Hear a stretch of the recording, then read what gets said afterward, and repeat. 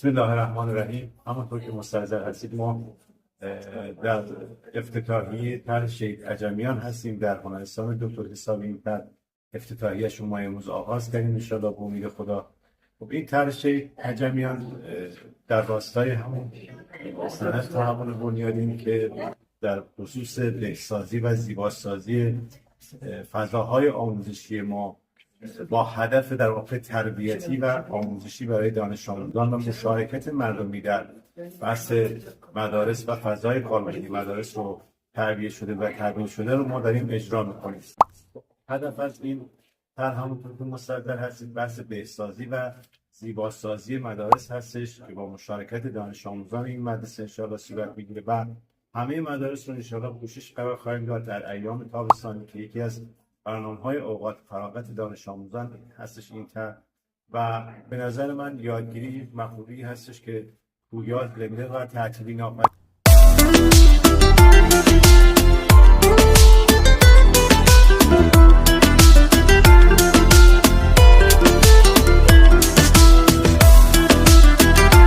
اینجا چیکار میکنین؟ اینجا داریم طرح شیخ عجمیان رو اجرا میکنیم به صورت جهانی و داوطلبانه با کمک بچه‌ها مشغول رنگ‌آمیزی هنرستان هستیم و این هر سال این طرح اجرا میشه برای زیباسازی فضای مدرسه. بفهم. اینجا ما با علاقه اومدیم که مدرسه خودمون رنگ کنیم، آبادش کنیم، به صورت داوطلبانه انجام بدیم.